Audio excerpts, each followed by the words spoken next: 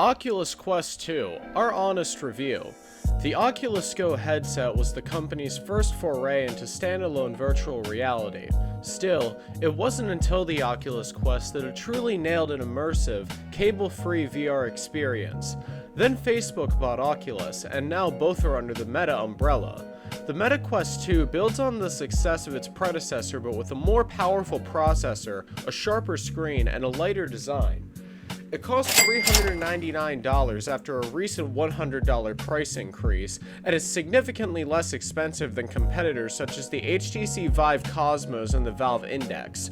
With the addition of optional PC tethering via an accessory cable, you have a comprehensive and approachable VR system worthy of our Editor's Choice Award. In today's video, we are showing you the review of Oculus Quest 2 and how it is different from other VR headsets. Make sure to subscribe to MetaGen to get all of the videos like this. Here we begin. Powerful hardware. Meta equipped the Quest 2 with the Snapdragon 865 derived Snapdragon 802 processor, a significant upgrade over its original headset's Qualcomm Snapdragon 835 chip. This is impressive in and of itself because the Quest 2 was the most affordable Snapdragon 865 device in North America at the time. In addition, it unlocks a significant performance boost over the original Quest, particularly with the addition of 2 additional gigabytes of RAM for a total of 6 gigabytes. The headset originally came with 64 gigabytes of storage and no way to expand it, but now comes standard with 128 gigabytes. Unfortunately, there still needs to be a way to expand the storage, so a 256 gigabyte model is available for an additional $100. The headset now displays a 1920 by 1832 pixel image to each eye, up from 1600 by 1440 pixels. The Quest 2 also supports a 120Hz refresh rate, and improvements over the original Quest 72Hz. The bump was originally set to 90Hz, but after a year of testing, a 120Hz mode was added to the headset. Battery life remains one of the main issues with all standalone VR headsets. However, according to Oculus, you can expect 2 to 3 hours of use between charges, comparable to the original. That's a little short, but the $129 Quest 2 Elite strap with battery and carrying case, a version of the accessory strap with a built-in battery pack, can double that time. That add-on isn't cheap, but it is reasonable if you want to pay for extended periods. Refined controls. The 2 motion controls included with Quest 2 differ slightly from the original Oculus Touch controllers, now simply known as Meta Quest 2 controllers, that came with the Quest and the now discontinued Rift S. They still have curved handles with prominent rings on top for tracking via the headset's cameras. In addition, the 2 triggers fit comfortably under your index and middle fingers. When you're not actively using the analog stick or the 2-face buttons, the circular control surface at the top of the handle is larger than before and provides a comfortable bare spot to rest your thumb. The new design makes the controllers feel thicker and more secure to hold. The battery door is also less likely to fall off during intense gaming sessions. It isn't a radical redesign, but the few minor changes improve the overall feel of the controllers. Because the Quest 2 supports hand tracking, you can also use it barefoot. Essentially, the cameras in the headset track the position, orientation, and shape of your hands. When you enable this feature, you can freely move your hands in front of the headset to control the in-system pointer. For example, for a click, pinch your thumb and forefinger together for a few seconds while pinching and holding work as a click and drag. The hand tracking feature works well but cannot replace most apps' controllers. For example, you can navigate the Quest 2 menu system with your hands, but you must use controllers to access Netflix or YouTube VR. What will let you down? It is not suitable for use in direct sunlight. Keep the Oculus Quest 2 indoors like a vampire. Direct sunlight can permanently damage the displays if the beams pass through the inner devices, and when I played outside, the headset tracking had some difficulty locating the controllers. It's a reminder that VR headsets are still being prepared for everyday use, even though I've done some outdoor experiments.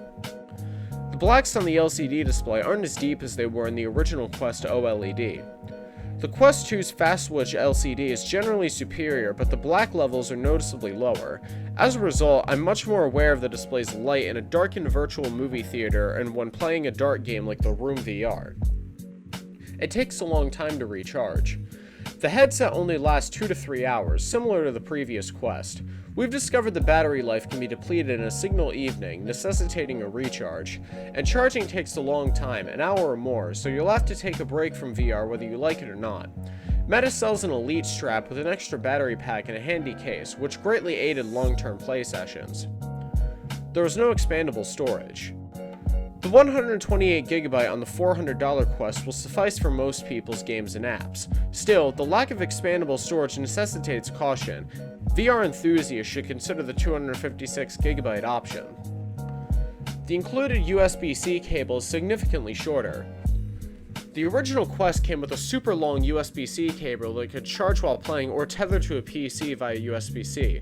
The Quest 2's shorter charge cable makes this impossible, but a longer cable costs $80 from Meta. So what's excellent about it? Excellent controller battery life. The new Oculus Touch controllers have the same buttons, analog sticks, and triggers as a split-up PlayStation controller. On the other hand, the new controllers are larger and sturdier feeling, with a larger button area and a thumb rest. The controllers still use AA batteries rather than rechargeable batteries, but they last much longer on a single battery. Mine lasts months on a pair of AA batteries. And unlike on older Quest controllers, the battery cover does not fall off randomly. The dimensions and weight are acceptable. The Quest 2 weighs 17.7 ounces, which isn't particularly light for a self-contained headset. It's still a pair of goggles, but it can be carried around. The elastic flex straps are simple to pack away, though the Quest 2 is more portable than an iPad or a Nintendo Switch. The XR2 chip is versatile. Qualcomm's XR2 chip is currently the best standalone processor for VR and VR graphics in recent games, which has been quite impressive. The Quest 2 can also handle hand tracking in mixed reality by superimposing visual on virtual objects with its pass-through camera in black and white. The refresh rate is smooth. The first Quest could run at 72Hz, significantly lower than PC VR headsets, which can reach 90Hz. The smoother the experience, the faster the refresh rate. Some games and apps can even run at 120Hz on Quest 2. Headphones are required for built-in audio.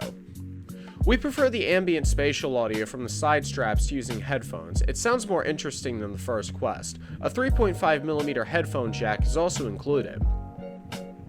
The screen resolution.